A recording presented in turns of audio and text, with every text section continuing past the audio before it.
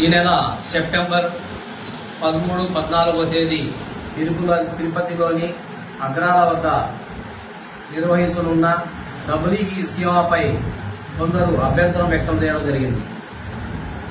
గతంలో కూడా అక్కడ పలుసార్లు ఇస్తిమాలు జరిగినాయి. ఎటువంటి ఉద్రిక్త పరిస్థితులు ఏర్పడలేదు.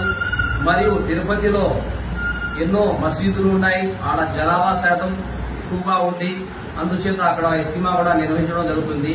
దాన్ని అభ్యంతరం వ్యక్తం చేయడానికి గల కారణం, ఇక్కడ ఆంధ్రప్రదేశ్ రాష్ట్రంలో హిందువులు, ముస్లింలు కలిసిమెలిసి ప్రతి ఒక్క ఆధ్యాత్మిక పండుగలైనా ఏవైనా చేసుకుంటా ఉంటారు. దానికి ఎవరికి అభ్యంతరాలు ఉండవు. కానీ ఇక్కడ మతపరమైనటువంటి విద్వేషాలను రెచ్చగొట్టడానికి ఇది తిరుపతిని లక్ష్యంగా చేసుకుని ఈ విధంగా అభ్యంతరం వ్యక్తం సరైన విషయం కాదు. అదేవిధంగా తెలంగాణలోని గోషామహల్ ఎమ్మెల్యే రాజాసింగ్ ఆంధ్రప్రదేశ్ కు సలహాలిచ్చేంత స్తోమత నీకు ఉందా? ఆంధ్రప్రదేశ్ ముఖ్యమంత్రికి నువ్వు సలహాలిచ్చేంత స్తోమత నీకు లేదు.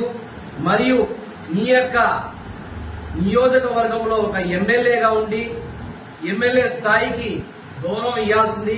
కానీ నువ్వు ఒక వీధి రౌడీలాగా నీ యొక్క వ్యవహార శైలి కారణంగా మీ యొక్క పార్టీ నుంచి గతంలో మరియు ఇప్పుడు నీ యొక్క పార్టీ నుంచి కూడా తొలగించడం జరిగింది. అంటే నీ యొక్క వ్యవహార శైలి ఏ విధంగా ఉందో దాన్ని బట్టి స్పష్టమవుతుంది. అందుకని గతంలో కూడా ఇదే విధంగా నిన్ను పార్టీ నుంచి తొలగిస్తే మళ్ళా టికెట్ తెచ్చుకొని అదే పార్టీ యొక్క అభిమానులతో నువ్వు అధికారంలో రావడం జరిగింది. కానీ ఈ విధంగా విద్వేషకరమైనటువంటి ప్రసంగాలు చేయడం, ఆంధ్రప్రదేశ్ ను టార్గెట్ చేసి మరియు తిరుపతిని టార్గెట్ చేసి చెప్పడం సరైన విషయం కాదు. నీ యొక్క నియోజకవర్గాన్ని నువ్వు కాపాడుకో. వచ్చే ఎన్నికల్లో నీకు అక్కడ పుట్టగతులు ఉండవు. ఎందుకంటే నీ యొక్క సొంత పార్టీ నిన్ను ఎమ్మెల్యేగా గెలిపించిన పార్టీయే నిన్ను దూరం పెట్టింది. అందుకని నీ యొక్క వ్యవహార శైలి సరి చేసుకోవాలని మరియు తెలంగాణ ప్రభుత్వాన్ని మేము రిక్వెస్ట్ చేస్తున్నాం. ఇటువంటి విద్వేషకరమైనటువంటి ప్రసంగాలు చేయడం ఇది కొత్త కాదు. గతంలో కూడా ఈ విధంగా చేయడం జరిగింది. కాబట్టి ఇటువంటి విద్వేషకరమైన ప్రసంగాలు చేసే వారిని వెంటనే చర్య చేసి వీళ్ళని అడ్డుకట్ట వేయాలి. లేని పక్షంలో మత కలహాలు రేపే విధంగా వీళ్లు ప్రసంగాలు చేస్తున్నారు. కాబట్టి వీళ్లపై వెంటనే చర్య తీసుకోవాలని చెప్పేసి ఎస్డిపిఐ నుంచి మేము డిమాండ్ చేస్తున్నాం.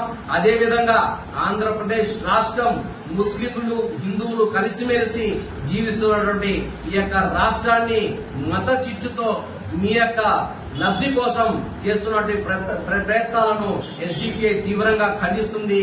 ఇక్కడ ఏ విధంగా వ్యవహరించాలో ఇక్కడ ఆంధ్రప్రదేశ్ రాష్ట్ర ప్రజలకు తెలుసు. అందుకనేసి పూర్తిగా మేము వ్యతిరేకిస్తున్నాం. ఇటువంటి ప్రసంగాలు చేసే వారిపై వెంటనే కఠిన చర్యలు తీసుకోవాలని చెప్పి ఈ సందర్భంగా మనవి చేస్తున్నాం.